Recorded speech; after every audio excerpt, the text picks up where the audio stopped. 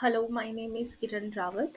So, this is the first presentation video regarding Capstone Project First that we need to submit in order to complete our first module that is related to Introduction to Computer Programming, in which we have learned all about Python. As per the requirement, we need to complete all 30 problems. We need to give the solution for 30 problems. And among 30 problems, we need to explain five problems. I am going to explain two problems from OOP topic. Then one would be in exceptional handling, one would be related to custom function, and then one would be related to index and slicing. So let's get started. So first problem, it is stating that in this activity we need to build a simple calculator program with the help of OOP concept. So as we all know that OOP is something, one of the most important topic when we talk about any coding language.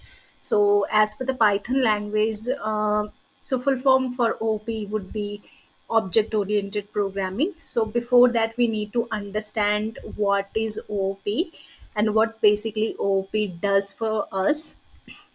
So OOP is a paradigm that gives you, if I say in a layman language, that gives you power to create your own data type. As we all know that in Python we have different data types: list, integer, strings, tuples, dictionary, set, right? So let's say if I am going to create one object for the list, so how we are going to create? First we are going to take the name of that class, and then it follows two parentheses, right? Parentheses will follow. So this would be the object for the list class. So when we talk about list class, so basically what is class? We need to understand the concept as under in order to understand these problems.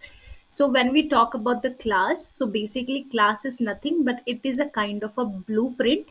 Inside the blueprint, all the functions, method, data properties, everything will be going to explained, right? For example, if we talk about list, so for the list we have, for example, we have append method, right?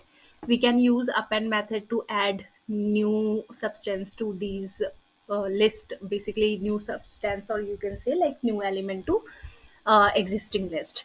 But it is a method that is going to work for this list only. It is not going to work for dictionary or not for set or any other data type. So basically this method is only written in the class of list. So basically class is a blueprint, that in the blueprint everything is going to be written already. So this is so basically when we talk about OOP, so it will give you the power to create your own data type. So let's say if I want to create one data type where I am going to give two numbers, and it will give me the subtraction, addition, multiplication, division as per our requirement, right? So first we, in order to complete this problem, first we need to define the class.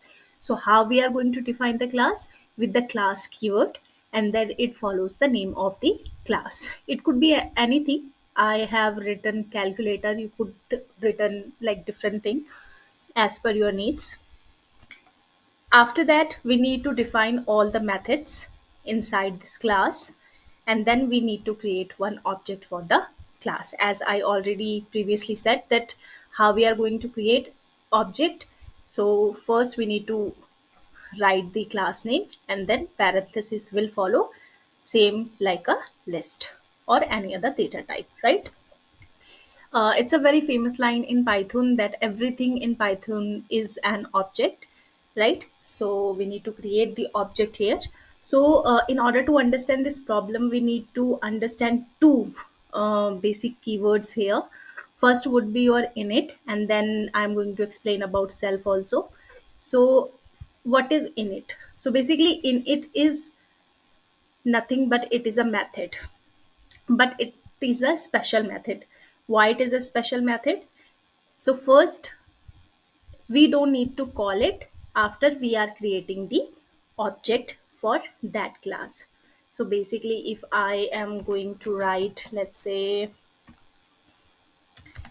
I am executed, and I'm going to run the cell, and I'm going to we have created one object here, right? So you can see I am executed, it is already printed.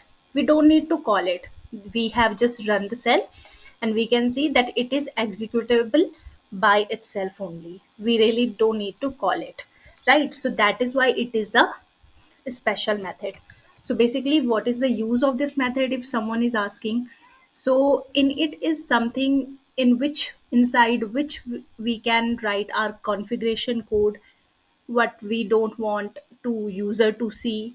So everything that is basically private, you really don't want your user to see, it is going to be written inside the in it. So basically, it's a constructor, right? Then we are going to define the functionality. So these are the methods. So first we need to define how we are defining the methods, with the def keyword. As we all know that in custom function, when we are creating any function or method, so we will always be starting with the def keyword only. So def, so basically add, addition, you could use any name. I have like written these name as per my requirement. So if you want to use like different name, you can use it. So what is self here? It's a very important topic and important keyword, I would say, self. So self, if someone is asking what is self, so my answer would be self is nothing but the current object, right? If I created the calculator here, calculator object, right? So here cals would be the current object. So if I am going to run this program, so self will be indicating, or you could say like self is a mediator in between these methods and the object, because object will only, these methods is all, it is only going to be executable or accessible, you could say, for this object only, right? And these method will work inside of this class, outside of this class it will not work. Okay, so self is the something, you can say, mediator, that will hold the power to basically to mediate in between these methods, and in between these methods and object.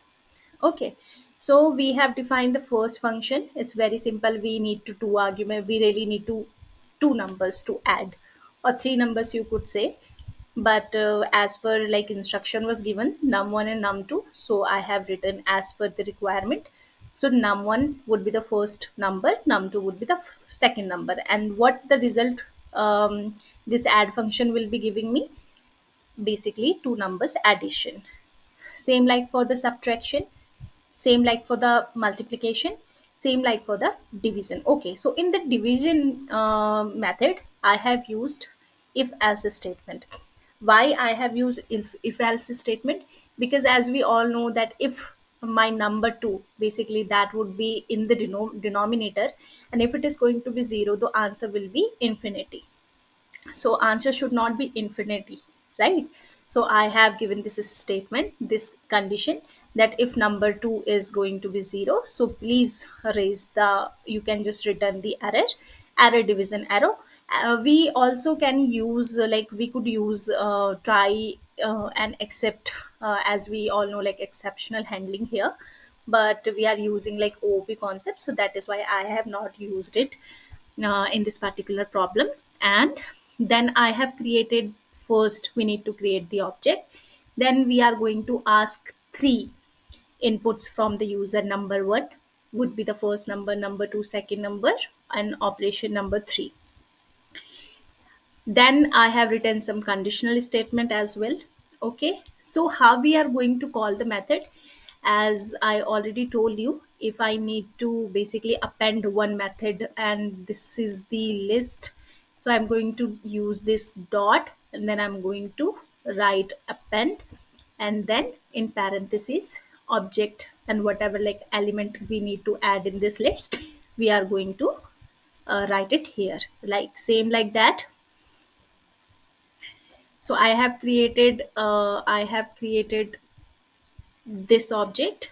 So if I want to call the method add, so how I am going to call it, calc. You can just write like I want to print it like it, so that is why I have used inside the print statement. If you don't want to use it, you can just use outside the print statement as well.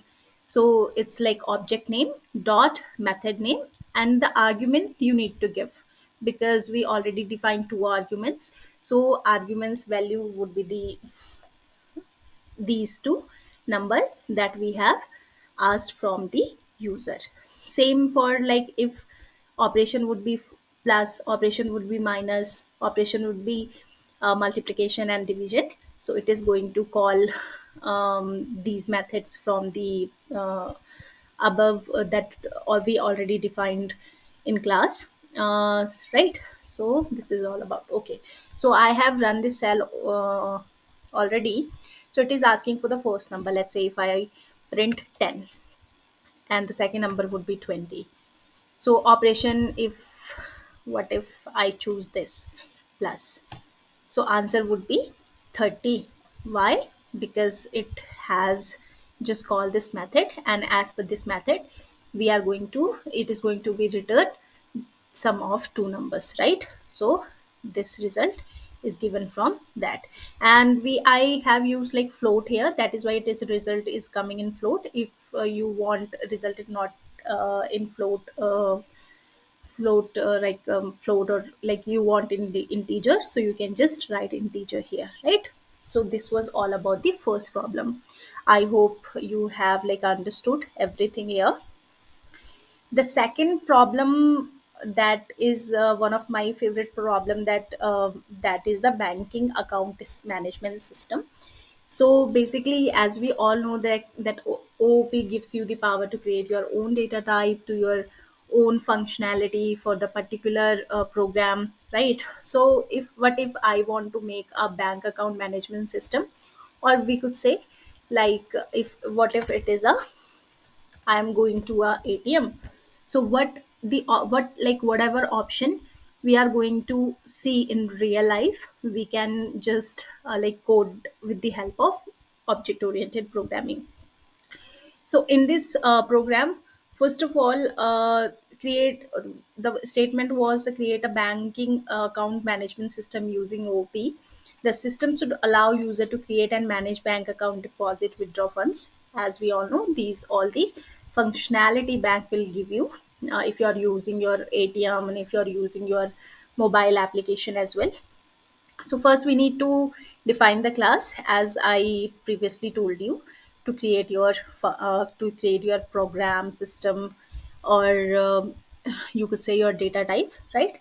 So then we need to use this special method. So yes, so before that special method, I haven't used any parameter in that, right? That is why I have written this fast, because there was no parameter inside this particular method. But in this banking management system, as we could see, I have used pin, balance and menu. Why we are using it? Because these something banking should know about us. It is not something every time I'm going to an ATM, every time I'm going to the bank. uh, it is not something that they are going to ask me like every single time they are going to ask me to put my balance right? Because they will be having our data. So that is why we are creating these argument here. You could say like so basically this self constructor is with the parameterized. So there are two type of method. First is parameterized and the second is non parameterized. So this would be your parameterized, because we have given some parameter here. So why, what we need to have when we are going to create this application, right? So if I'm going to let's say in a ATM, so first thing what I am going to see on the screen of the ATM would be these options, right? Press 1 to create pin, press 2 the change pin, press 2 3 check balance, withdraw. These functionality the ATM will be giving you. So I have created one menu, and the same thing we are using self-air. Why? As I previously said, we need to use self-air because self is basically it is something, the mediator. Also you can say that it is indicating the current object, so that object that you are going to create afterwards, right? So these option would be same. Then I have written some conditional statement here. Let's say if I'm going to comment it out, let's say I have gone to the, it is not running.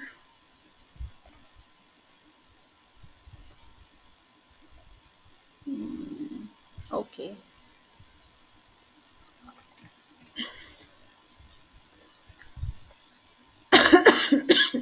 I'm sorry. So I have created like one object here, object ATM, right? If it is asking from the menu method that we already created, what you want to do. So let's say if I want to press 1. So after pressing 1, it is asking for the pin. Why it is asking for the pin?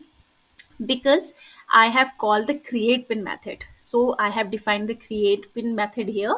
So in the create pin method, user input first, it is going to ask for the input, and then whatever the parameter we have given here, the parameters value, it is going to be the set by this user pin that we that ATM will be asking to us, right? Same for the user balance, same for this like print, then it is going to, after like this function, it is going to return, it is going to return to the menu method. So if I'm printing like enter your pin 1234, so this is like user pin, and it is asking for the balance because we first time we need to give the balance as well, right? Then secondly, like I have said you, after this functionality it will give you the same menu method. So let's say if I have pressed 2, right? So enter the old pin 123454, right? Enter your new pin because second method would be your change pin. So if I'm pressing second, so press to the to change pin. So if I press 2, it will call the second method would be the chain pin. And in the change pin I have defined, I basically ATM will ask us new old pin first, and then if old pin, there would be the condition if their old pin is same as like what I have written now, then only it will going to be executed as enter the existing pin, right? And then again it is going to um, basically it is going to again call the method of the change pin, or you could say like menu method you could have written here. Same for the check balance, same for the withdraw. So it's a very simple task I guess, but what we really need to understand here, why we are using this init, why we have defined these parameter here. So parameter argument are like both different things. A parameter is something, there would be a rule book, there would be a student in a class, so student would be the parameter, and if you are going to give them value, for let's say if I'm going to give them name, so it would be your argument, right? So this was all about the second problem. Now I'm going to move to, so third problem that we need to discuss, it is related to the topic of exception handling. So exception handling is also one of the most important topic when we are writing any program, because let's say if I am opening a website, and if it is not working, if it is a repairing, so they are not going to show us what is going on and what is the error in their code. They are not going to show this like horrible message, except what they are going to do, they are going to put some like pretty message on the screen that it is we are coming back soon, it is repairing or something like that. So exception handling will give you the power to improve user experience. So basically it is related to degradation, or you can debug the program easily. So the first question, the first problem we have in this topic, sum of the first and natural number, in which we are going to ask from user uh, uh, how many natural numbers sum he or she wants, right? So for that we need to write the code. So we are going to write the block of code. So basically we have two blocks here. First is try, and then we have except block. So what is try block doing? So we are testing a program here. So we are writing some code here, and when we are going to run this cell, so try block will test this program. If there is any error, it will give you the error as you have written in the inside the except block. So basically it is generating the error message, right? So let's say in this programming, first I have defined n, and what is the we are going to ask input from the user number. We have written here, if n is less than 1, basically n should not be a negative number, right? It is not a non-negative number, you could say. So it is going to ask you to print positive number. Else, so I have written total equals to 0, because if we do not have any n numbers, so we are, the total would be, sum would be 0, right? So then once it will give you the once user will give you the input for how many numbers they really want sum of. So then I'm going to running a loop here for I in a range 1 to n plus 1. As we all know that in a range the ending point will not be included, so I want sum of n numbers, so that is why I have written n plus 1 here. Then total would be total plus I would be your like number in that range. Then I'm going to print the total of some of those and natural numbers. And if there are some error, if value error, I have written here why value error. What if I asked like natural number, but they are giving me floats or they are giving me decimals? So that is why I have written this exception here, that number should be natural only. So natural number would be 1 to infinity, as we all know. So if there are any like any other data type, they are going to give me decimal, complex number, rational, irrational number. So basically then value error will be it will be throwing a message related to value error, right? So I'm going to run this cell.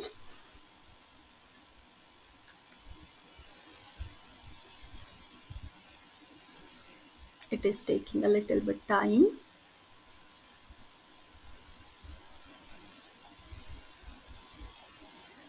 Is saying invalid input. Why? Because I have given I have not given the integer, but I have given float here, right? I have given the decimal number, but we want natural number, so we need to give the natural number, right? Integer we need to give.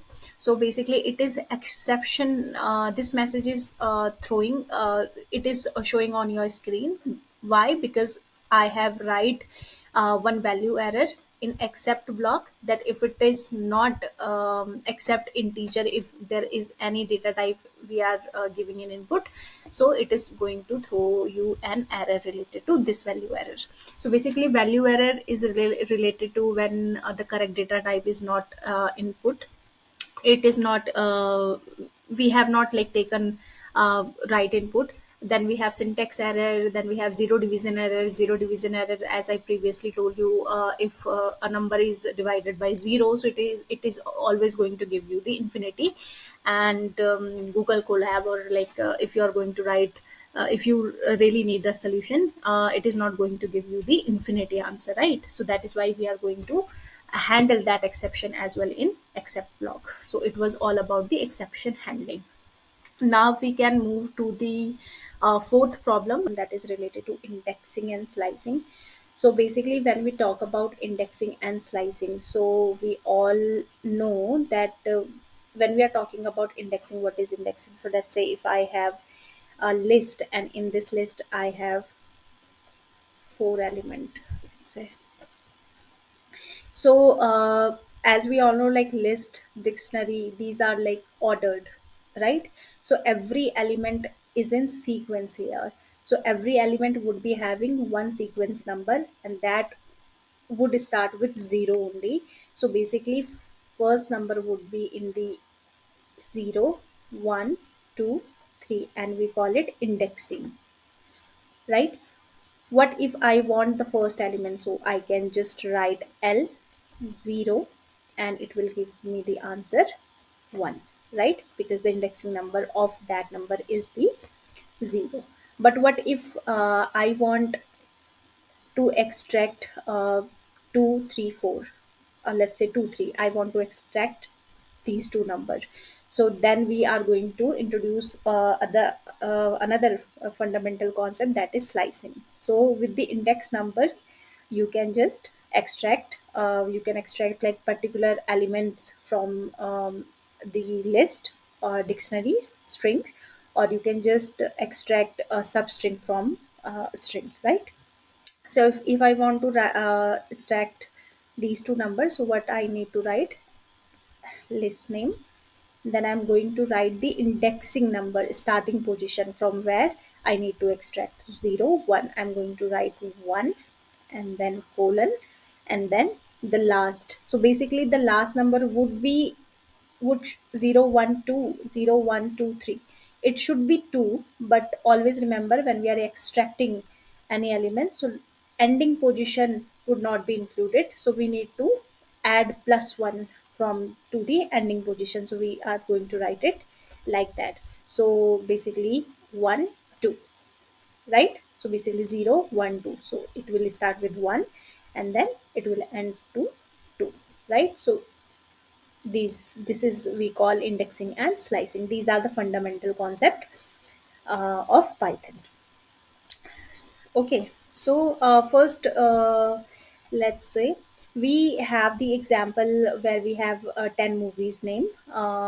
We have in this collab notebook, in this problem, it is already given us, right? So we want to narrow it down with the last six character in the list, right? So last six character, basically there are 10 movies. So what if I want from the last? What if I want from the last? So if I'm going to write it from the last, so if I'm going to count from the backward, if I'm going to give the sequence number from backwards, so it is always going to start with -1. Okay, we need to remember it. Then -2, -3, -4 and so on, -5, -6. So -6 पे आ रहा है आपका thought, right? So okay, so uh,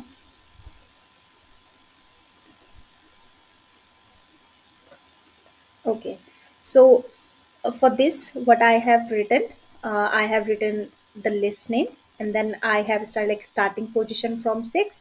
We want starting position from 6 to the end name. So I'm going from starting position this. We are going to right. We are not going to the left. We are going to the right. So that is why I have just written this. For starting position, ending position I have not given because I want the last element as well. So that is why we really need to give the last element indexing position. Okay, so this is the fifth problem and the last problem where we need to build a guessing game. So in this guessing name, we there would be one number would be generated. For example, let's for like ticket number, it one ticket would be generated. The number of that ticket we need to guess, right? So for that we need to use the loop and iteration here. So first we need to understand that we really need to generate a random number. So for that we are going to use a random module here. Module is nothing but these are the libraries where some inbuilt function is written, like print is also a function. Print is a statement, right? So it is already written. List is a class that is already defined. So same as there are some function that is already defined in some libraries, we call it module. So we are going to use a random module for it. So I'm importing random number. So as per the instruction was given, so for the secret number would be that we need to guess would be the uh, we need to guess would be in between 1 to 100, right? Then we are going then I have applied one case scenario here that try should be 10. it is not that I'm going to give number of a tries like infinity number of a tries to anyone. That is not going to happen, right? So for tries, so basically for the tries I need I have written the value of 10. Then I have written one print statement that whenever like it will give you the good user experience if you are seeing these messages on the screen.